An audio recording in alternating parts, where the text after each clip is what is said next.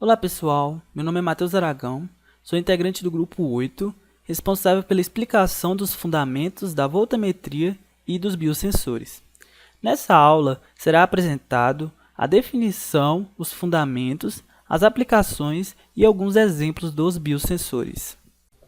Inicialmente, é importante definirmos o que são biosensores, pois atualmente ainda há uma confusão significativa na diferenciação dos biosensores dos demais sensores. Utilizando uma definição bem simples, mas bem definida pela IUPAC, temos que os biosensores são dispositivos que usam reações bioquímicas específicas mediadas por enzimas, imunossistemas, tecidos, organelas ou células inteiras isoladas para detectar compostos químicos, geralmente por sinal elétrico, térmico ou óptico. Essa capacidade dos biosensores em reconhecer reações bioquímicas de maneira específica dão a eles diversas aplicações atualmente, seja na área industrial, na área de pesquisa, o que não falta é aplicação para os biosensores atualmente. Neste quadro, por exemplo, é apresentado algumas das principais aplicações dos biosensores atualmente. Como exemplos temos a detecção de doenças, a descoberta do uso de drogas por algum indivíduo, o controle da qualidade de água, o controle e monitoramento da qualidade da comida, dentre outras. Essas diversas aplicações dos biosensores são decorrentes de anos de pesquisa e estudo, principalmente no século XX, pois de 1930 a 1980 ocorreu no mundo a explosão da enzimologia e da biologia molecular, levando à criação de grupos científicos formados por físicos, químicos e bioquímicos que buscavam compreender e aplicar macromoléculas ou até células inteiras fora do contexto fisiológico. Para os biosensores, há três marcos principais que definem a sua criação. De 1956 a 1960, o Dr. Clark, no caso, que é esse senhor na foto aqui, que faleceu em 2005, e o Dr. Lyons criaram juntos o eletrodo enzimático, que pode ser considerado o primeiro biosensor. Por isso que eles são considerados os pais dos biosensores, que se baseia no cálculo do índice de glicose sanguínea via uma reação enzimática.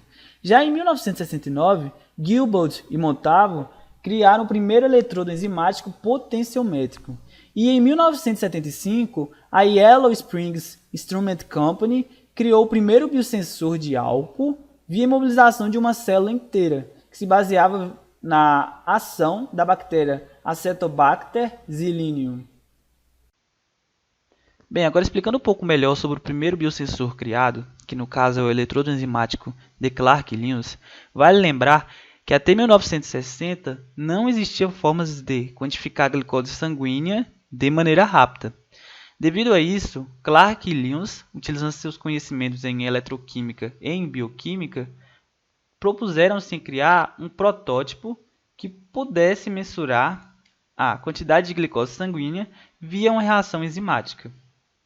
O fato dos dois utilizarem como forma de medida da glicose sanguínea uma reação enzimática se dá pelo fato de que a glicose em si é um composto químico praticamente inerte em reações eletroquímicas.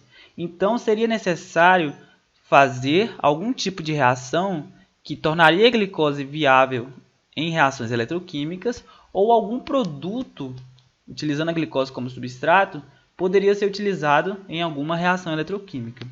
Clark e Lyons, como tinham um bom conhecimento de bioquímica, conheciam diversas enzimas que utilizam a glicose como substrato.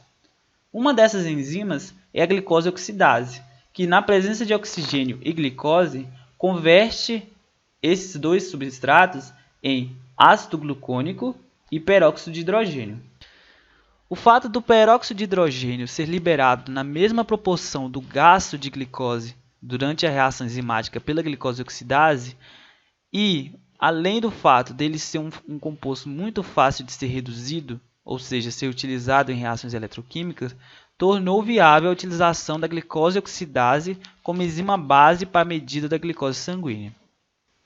Agora, explicando de fato o funcionamento do biosensor de Clark e Lyons, temos que inicialmente os pesquisadores dividiram seu instrumento em dois compartimentos, um onde ocorreria a reação enzimática e no outro onde ocorreria a eletrólise. No primeiro compartimento, a glicose da amostra de interesse adentrava via uma membrana permeável a glicose, oxigênio e ácido glucônico, reagia com a glicose oxidase imobilizada formando seus produtos peróxido e ácido glicônico.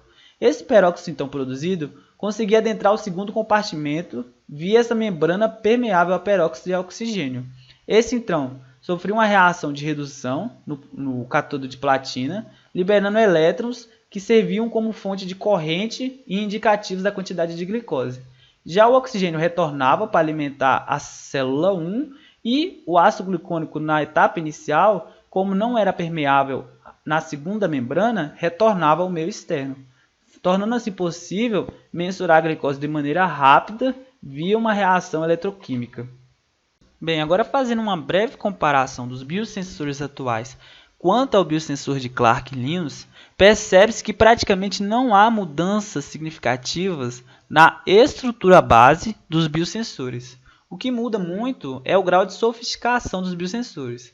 Os de hoje apresentam baixo limite de detecção, diversas matrizes biológicas podem ser utilizadas, apresentam diversas aplicações no sentido industrial e de pesquisa, dentre outras, mas o grau de estrutura dos biosensores permanece bem similar com o de Clark, que se baseia praticamente no uso de um biorreceptor que utilizam moléculas biomiméticas, que são capazes então de interagir com a analítica de interesse, que podem ser ácidos nucleicos, proteínas, células inteiras, um transdutor, que é responsável por transduzir essa interação em um sinal elétrico, óptico ou térmico, um amplificador que busca melhorar a relação sinal-ruído e um dispositivo de saída.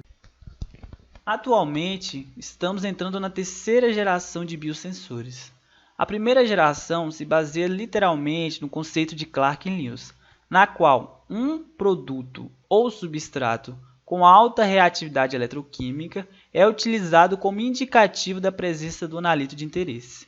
Já o da segunda geração, não é necessário um substrato ou um produto com alto poder de reatividade eletroquímica. Utiliza-se apenas mediadores imobilizados ou livres, capazes de transferir elétron do centro de reação para o eletrodo. E o de terceira geração, trabalhado atualmente, já busca o repasse direto do centro de reação, de interação do analito de interesse com o biorreceptor para o eletrodo.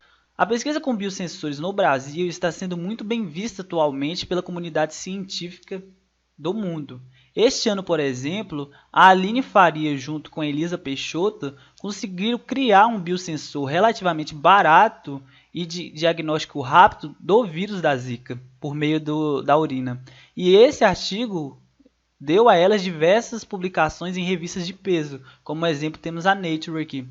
Agora, no próximo slide, eu vou trazer um vídeo com uma reportagem relativamente curta de quais são os impactos e qual é a importância dessa publicação para a pesquisa atual brasileira e para o tratamento de enfermos acometidos com essa doença. Uma placa de circuito impresso, normalmente usada em equipamentos eletrônicos, foi modificada para outro tipo de uso nos laboratórios do Centro de Tecnologia da Informação Renato Archer de Campinas.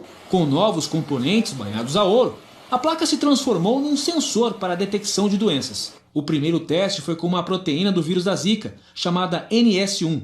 Se ela estiver presente numa amostra de urina, aparece nesses gráficos desenvolvidos na pesquisa. Essa pesquisa seria diferente porque conseguiríamos identificar apenas Zika desde o primeiro dia, que também é um diferencial, do primeiro dia dos sintomas da doença até o 8º dia. A metodologia da pesquisa foi aceita em 2 publicações científicas internacionais, uma inclusive do grupo Nature. Com uma simples gota de urina, é possível verificar na hora se o paciente tem ou não o vírus da Zika.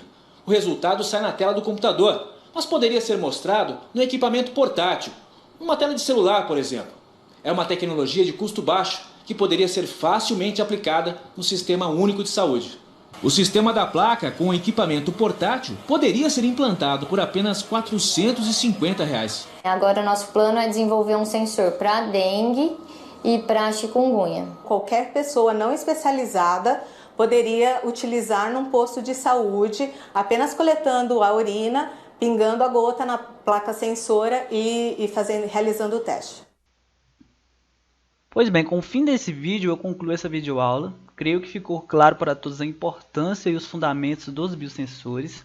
Sabemos que o mundo é bem sinérgico, então a todo momento está surgindo problemas envolvendo o sentido biológico, principalmente patologias. É importante termos noção e domínio de formas de detectar para o tratamento dessas doenças rápidas, e creio que com essa aula ficou clara a importância dos biosensores nesse sentido. Então agradeço a todos, deixo vocês com a Débora na próxima aula e é isso. Obrigado, meu e-mail é esse, qualquer dúvida pode entrar em contato.